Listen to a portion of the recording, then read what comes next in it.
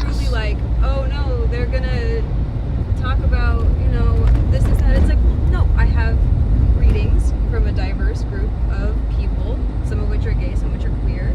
If there's hateful speech in the classroom, okay, now we are having a conversation about treating people respectfully. We are going to name it as what it is, which is homophobia. Like, we have those conversations in some, like, that's part of having a well-rounded, safe classroom. I didn't have one ever. Unless white supremacy curriculum is considered objective. Yeah. That's funny. And I asked over 200 members of the queer community in June why we celebrate Pride in June, and every single time, except for one straight and one, I believe they were bisexual, but they didn't say.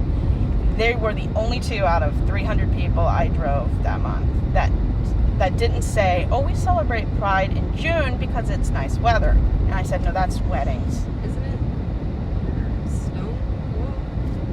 Well, technically, like the civil rights movement, the queer movement was jump-started by a murder, Harvey Milk. When one senator shot another senator and then used the Twinkie defense, then everyone got mad at basically him not getting much jail time at all, and then they started rioting. I think it was in New York, and then it spread out to San Francisco. But yes, Stonewall was those protests. Yes, that's correct. But people look at me like, what are you talking about? I mean, only one gay person knew who Matthew Shepard was. The Wyoming boy? And I'm 100% convinced no one would even know who he was if he wasn't white. He would not have been the symbol he is today if he was not white.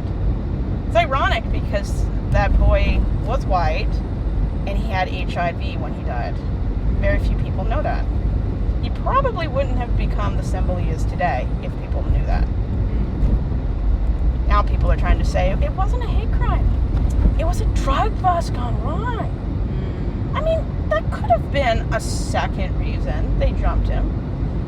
But when the perps admit they called him horrible slurs, there could have been more than one reason. And him being gay may not have been the chief reason they beat him up, but it was one of the reasons, one of the big reasons. And my family don't believe that queer people should have equal rights like heterosexual privileged people do. That's crazy. And I said, if they don't, people like you are going to start hanging them off fences. And she said, who are you talking about?